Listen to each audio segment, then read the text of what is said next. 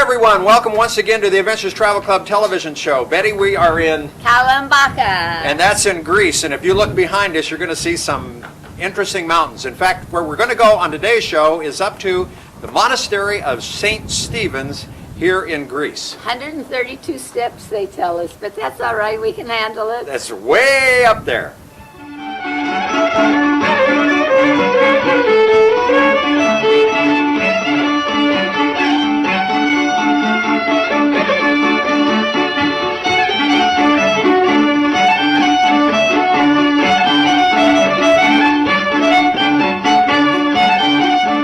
Well, fortunately, Betty, the monastery that we're going to visit today, we don't really have to take any steps to. I mean, we have to take steps off the bus, but we're going to go to the one that we have to go to on just a little bridge, and so that makes it a little bit easier. But there were a lot of monasteries up here. In fact, this whole area is called how do you pronounce it? Meteor. I would think it was called Meteora. Meteora.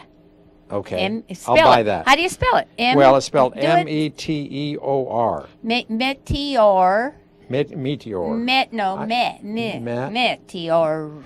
To me, it looks like a meteor hit it. So and the whole place looks like a meteor struck it, doesn't it? Yeah. With all of the crags and the pinnacles and the whole. That is truly the most awesome unearthly landscape of all. It really When you something. first approach it, you think you're up in the moon, or no, not the moon, because that's not rough enough. But on a meteor. Something. It is so. I just stood awestruck when I saw it. Didn't you feel the same way? I know, because, yes, I did. Because everywhere you look, there was a monastery or a remnant of a monastery. How many were there originally? There were 24, and you know what? The valley is just sort of surrounded by them, and they're all sitting up there in this precarious position. It's breathtaking. However, there are only two. Oh, no, I'm sorry, that's wrong. There's 6 now of the 24 that were occupied. 24 of them up there on those peaks. And the thing is how the people got up there in the first place, We'll talk about that a little bit later on, because now you can drive up there naturally, but because there is a road up there, but you used to go up either on a rope or in a bucket or something like that they hauled you up on, They had it was called a winch, but a perilous looking doggone thing, and you kind of cranked you up there, to get up there. And you just hope that the person that was cranking you up there could last the whole time. Didn't lose his grip, sure. Oh, I know. Well, what we're going to do, though, is we're going to go to the monastery of St. Stephen, and it's situated on the southeast end of the complex. And as Betty said, we're up above the town of Kalambaka. And but this one, as I just mentioned, is the only one that you can get to. This is not it, however. We're going to get to that later. This is one of the biggest monasteries up there, the one of Transfiguration. And Betty, what you're talking about is what we can see right here. That's the rope that would bring you up or down into the monastery. Anyway. This one now, of course, you can also go to, but you do have all of those steps that you have to go and climb. And so we just took some photos here at this particular one because we wanted to go over to St. Stephen's. Marv, do you think as you look at this picture and you see all of these monasteries perched up there on the top of these cliffs, what a great perseverance the people had that had to start this in the first place. I mean, It just took such courage and such strength. You could not be just a sick person or a fragile saint-like person. You had to have stamina That's true. I think you really Yes. did. And in fact, even today, to visit some of these, if you're going to walk those steps up and down, you have to have a little stamina to do that as well. Because just look here, you can see the steps over there, and this goes right into the mountain itself. As you said, this was a breathtaking experience. You think they had to be kind of nuts in a way to sometimes there was only one of them up there. Just Well, one after it was built. Yeah, that's very true. But I think that the reason they wanted to build these up there is they wanted to get away and wanted the solitude and wanted to, have that communion with the higher being. Well, they had it. That's for Evidently, sure. and still evidently have it today, because some of the, as you stated, some of these monasteries do have some monks, and some of them have nuns. In fact, the one that we're going to visit, St. Stephen's, is the one that is now a nunnery. And the nuns are still active there, and they're doing a lot of charitable work, and it's very interesting. In fact, we visited with some of them and when we get to St. Stephen's, but it was just absolutely incredible. On the right, and in that, here there is a tower right there attached to the rock. You see the rope net in the veranda? Perfect. We have the description of a Russian monk who was visiting back in 1745 this area. Basil Barsky was his name. He was making a pilgrimage in many Orthodox monasteries, and of course he had heard about Matera. He had to come here, and he was escorted by a Greek monk, and the first monastery he came to was this one, St. Varlam's. As they were approaching, the way we did, but much lower, to the rocks, he realized, how high they were, and he had heard about the rope net, and he started panicking. So the Greek monk told him, just to take his mind off this, he started telling him various jokes and, asking him things. And at some point, he also asked him what the definition of a net was. So Basil Barsky, the Russian monk, started, trying to find a complicated answer and creating whole theories and things that were, anyway, too complicated. And the Greek monk was laughing under his big mustache, and he said, no, my friend, no, it's not this. So what is it after all? And the Greek monk replied, a net, a rope net, is a bunch of holes tied up with a rope. A bunch of different monasteries, he would have exactly the same experience. He could not stop shaking for a couple of days. And the funny thing is that one of the purpose of making these trips was to make drawings of those monasteries. Some very nice, naive drawings. I have them, and I will show you some. But he's asking forgiveness from the people who are going to see all these designs he made, because they were drawn by a shaking hand, as he says. It is a very nice account of this terrifying experience. And of course people, went up and down those monasteries up to recently. Up to a few years ago. Now they have, you saw probably in the Great Matera, they have also a cable car, a small cable car, which is used, of course, for the supplies they bring. And they also use still the rope nets. They don't have them there for as an attraction. They use them for the supplies they bring up to the monasteries, building material for us. Well, Betty, since 1961, this monastery is a nunnery, and it has a large and active sisterhood who, along with rich spiritual and charitable work, have also been doing a lot of renovating and a lot of building activity in this monastery. Now, an old tradition connects this monastery with female monasticism. There was a Swedish traveler by the name of Bornstall who visited St. Stephen's on the 3rd of April in 1779, and he noticed certain things for that monastery which probably had heard by the monks and the residents. And that was at the beginning, this monastery was for women who loved quietism, but later became abandoned until re-inhabited by monks. So we have this kind of arrangement. You see that all around we have walls. Outside we saw them, and it gives you that impression of the fortress I was talking about. And exactly behind those walls you have all these secondary buildings of the monastery. You see them around you. They would be the cells for the monks. In this case, nowadays we have a nunnery, but the nuns moved in only recently. There were no nuns until the 1960s. Okay, it was for monks. So we have the cells, we have the kitchen, we had the refectory, the place where they ate all together, probably scriptoria. Scriptorium is the place where they reproduced manuscripts, or for other activities they had during the day. And you would have the main and most important building, of course, right in the heart, right in the center of the monastery. And this would be the main church. Iron. Okay, and for this they have special little hammers, they knock them with this. So they are bells, not like the ones you know, but these are used in the monasteries. They serve a special purpose. They call the nuns nowadays from all their daily activities, whatever they are doing, and they have their own duties on a daily basis, but they call them when it's time for prayer or for lunch, for breakfast, for dinner. They all come together and they do this in common. So they use different rhythms according to the purpose for which they are calling them. And you gals all had to wear skirts, didn't you? Yeah, you showed that. We just saw a little bit of it. Well, putting them on, and now you can see them there. Right? And because they must wear the skirts, it's very modest for the situation that they're in, and it was so funny to watch them put those things on. I just enjoyed it. So did they really? Yeah.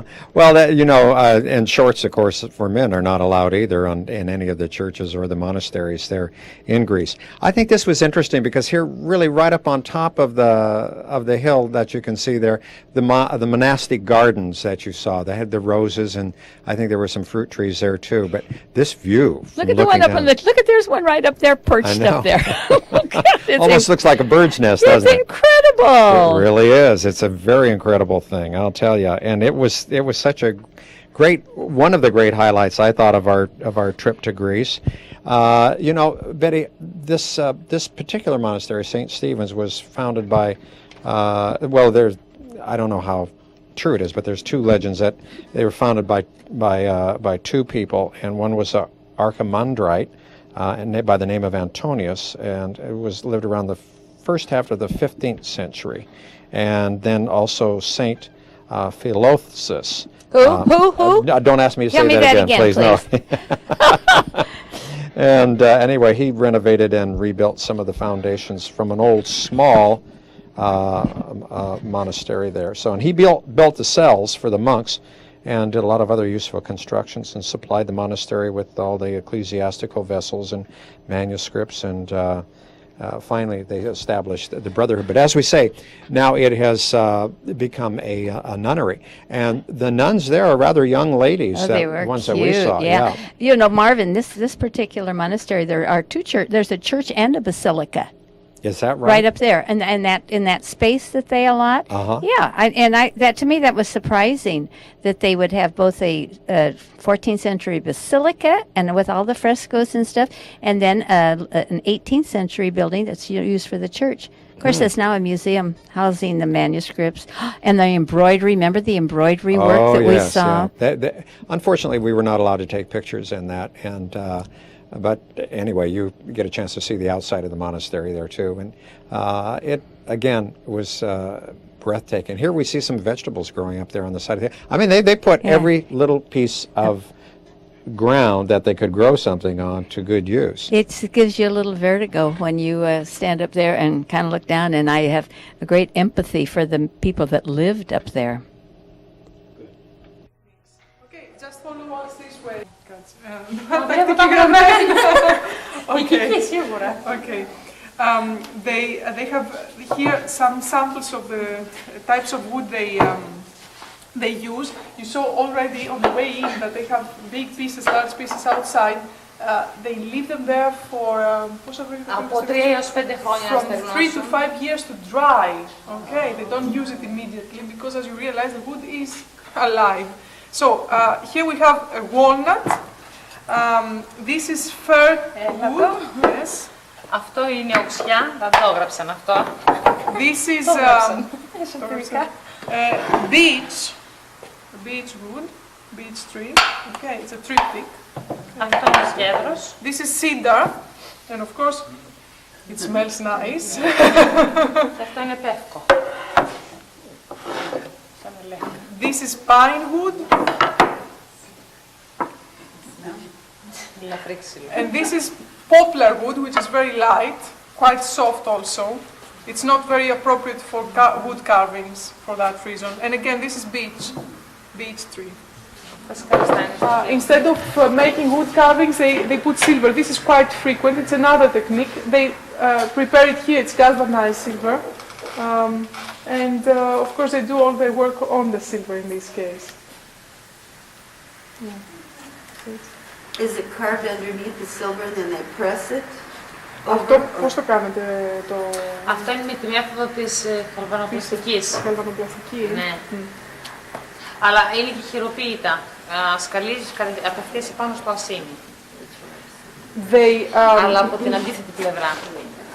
Okay. Το βγάζεις προς τα έξω το σχέδιο, ενώ το σκαριστό στο χέρι το πας προς τα μέσα. They make the negative. They work with it from the back, on the back side, she's telling me. Of course, this is not silver. Here they put something. Yes, on the back side, and then this is the final result. It's a piece on tar. And we should explain here that we're not in the monastery right now as we see the icons. We're down in Kalambaka at the workshop where a lot of the icons are made. In fact, though, this is run by a priest here in Kalambaka. And although there are icons that are made in some of the monasteries, I would venture to say that probably the monasteries that we had just had seen, probably they are not doing that up there. However, this is one of the big workshops that we see, and a lot of beautiful icons, of course, are done here. In fact, most of us, I think, who wanted to get an icon while we were in Greece purchased them here. In fact, I see a copy of the one that that I have up there, and this work is really, really something. It is. I have seen icons all over, you know, and you're going to see them all over Greece as you travel there. And but yet to get into a workshop where they're actually making these icons, I thought was really absolutely incredible. The different styles that we see too, and some of these are so large. Actually, some of these would be made to fit inside of churches. Some of these that are life size. But anyway, our guide is showing us here how the process goes, and also, as you notice, that are gold leaf, and we can see some of the gold leaf right here. And you notice she just brushed her hair a little bit so that it would stick to the little brush that she has. But gold leaf is added on to the icons, and of course what we just saw just a moment ago, where all of this wood is drying for 3 or 4 years, so it's aged. Now these are pictures of real old icons, and you can even see there the squares of the gold leaf that are there. But these have been through centuries and centuries, and so we can see that this art form has not been lost, but that has been continued.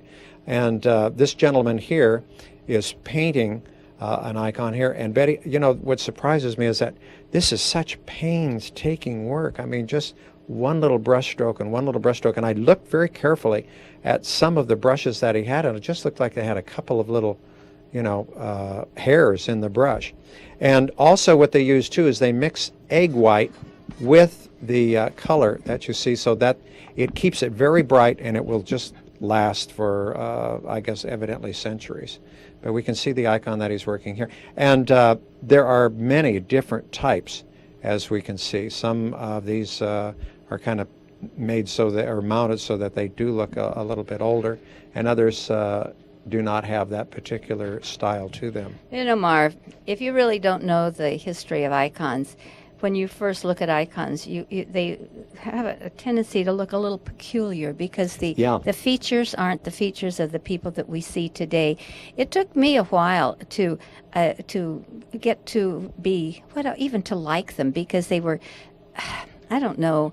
I guess it's because I'm so orthodox or whatever it is I am. You're westernized. Westernized is the word that I want to use, and so it's only because I have learned a little bit about them and talked to some priests. We have a priest right here that does a lot of this himself. Right. So, and then when it's explained to you a little bit about what they represent, and every item on there, the expression of the face, the shoe, whatever it is, depicts a story, something within the church history. I think probably one of the things that may be a little bit jarring, as you see that the Blessed Virgin is holding the baby Jesus, but yet the face looks like that of an adult. That's right. And so, and the perspective is a little bit different too in the things that we are. Now, where are we? Well, we're going to leave this whole area and say bye-bye, because we look back up the hill from where we are here in Kalambaka and look back up toward the rocks. But before we do that,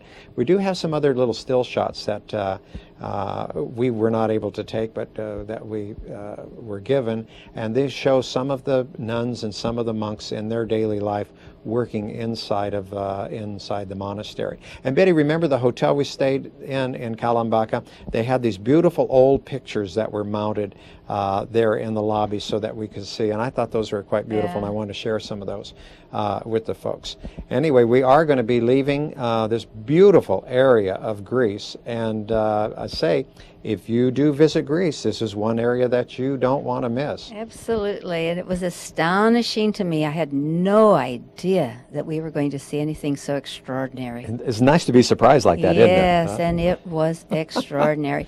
And I think most of the people on the trip have thought that this was probably the highlight of the trip. It was something. Yes. But another highlight for a lot of us, of course, is going to Philippi. And we have traveled now across Greece, and we are here at would you call some more ruins. Of course, we see lots and lots of excavations here. But Betty, do you know that Philippi was already inhabited? Of course, it wasn't called that during prehistoric times, and it was located at the edge of a swamp in the early Bronze Age, and they had this area was all around here was all flooded, and so they used it for agriculture. But this is there's actually so much more history than if we try and explain all of that here on the show. They would turn us off. Yeah, and we would be here for about a week and a half, because I mean everybody in the world in that particular part of the world, it seems like, went through this particular area. But it was named after Philip II of Macedonia, and we should explain that northern part of Greece is called Macedonia, and today, after things have happened in the countries north of there, some things have been taking the names that they had in ancient times. Anyway, Alexander the Great was here, and then of course the Romans were here, and I mean it just had a fantastic history, and it would be good if you're interested in that to read up on that. But the main thing I think that we're interested in is that St. Paul was here. Yeah, but too, Marv, I think one of the things you left out that I thought was very important is that they had a lot of gold. Oh, yeah, the gold and silver mines were around here. And so gold was the lure for people to come there. And so then when the city was founded and they minted their own coins, and then it passed from person to person. Alexander the Great, of course, he had his big campaign there when he came from India. But like you say, we put a lot of emphasis on it because of St. Paul when he arrived in Philippi, and that was in the year 849 A.D. So all of the things before that took place just set the stage for what happened afterwards. Well, doesn't everything work that way, though? I think it probably does. I think it does. And also St. Paul was imprisoned here too, if you remember that. Yes. But I did want to mention one thing, Betty, that these excavations that we see here, they were started by a French school during the 1920s and went on through 1927. So they were the ones that put up the money for some of these excavations that we see here. We know nothing about them. It's for these dedicated people with the money to do it that make it live for us today. Thank goodness that they did. Yes, exactly. Well, both St. Paul and Silas were arrested and brought to trial in the marketplace. And this is where they supposedly held him right here. This was the cell or the jail or whatever you want to call it, I guess, where they put St. Paul and Silas. But you know what? There was a great earthquake and the doors opened of this little prison that we see right here. And then they found out the day after that the magistrates had violated the Roman law, because the Roman law said that you can't imprison somebody without a trial and a legal sentence. So they had to free both St. Paul and Silas. But you know, Marv, when you look at all this is just, ruins are hard to really think in your mind that how it could have been at one time. But there was actually a basilica in the year 391. That's true. So, Yeah. I don't know. I look sometimes at a bunch of rocks like this, and if I don't have someone to explain it to me, I say, oh, well, I guess that looked pretty good at one time, Right. Well, we did have our guide, and she was very great at explaining all of this to us as well. And as we can see, there are more and more works that are being done here. And I think, one day, when they get done with this, it's just going to be a magnificent thing to see. And it won't be just a bunch of rocks and a bunch of stones. However, what they have put together so far from the 20s, to me, is really quite impressive. You can see the arch. Now, that's the arch where they tried to make the dome I don't think St. so, no. Sophia, no, or is that another area? This is right next to the theater. And that was, I believe, one of the entrances to the theater. And a lot of the area that we saw around here, too, was probably the marketplace as well. It's a big area. It's a very, very big area. But this is what impressed me, Betty. Look, every one of these stones was numbered. Yeah, every single stone was numbered. But you know who numbered them? Who numbered them? How do you think they're numbered? Why do you think they're numbered? Because they have to go into a certain place. You see, this is what's to restore. Well, that's true. As they dug them up, they had to put a number on them to know where to put them. Oh, no. I understand that. The thing is, I to thought me, you thought that was the way it was. No. No. Well, you said, they're all numbered. But it still confuses me how they can put it all together. I believe it. I don't know. Anyway, we're going to Kabbalah now, and this is where we're going to leave off on today's show. But on next week's show, we're going to bring you here for lunch, because we had a beautiful lunch in this port city. And this also had a lot of historical value as well. And it, to me, is a very, very beautiful place and very active seaport today. And it has a great history. And we'll tell you more about that on next week's show.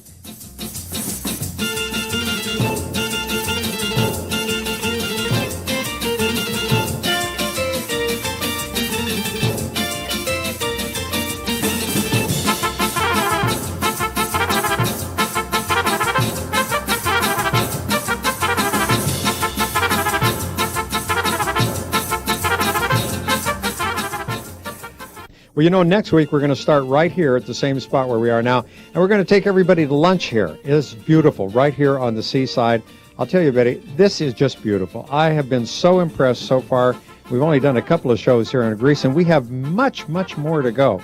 In fact, I want you to take a look way down the line. We're not going to show it now, but one of the best shots I've ever gotten was a shot of the moon coming over the island of Mykonos. And that'll be in one of the shows that'll be coming up in the next few weeks. But we'll be back here again next week. So, Betty, if people want to get in touch with you, you better give them the way that they can do it. So do that now, please. 1550 North Fresno Street, Fresno, California, 93703. And the phone number? 488-7443. And we'll see you next time. Did I get it all in? You got it all in. Bye-bye for now. Bye-bye.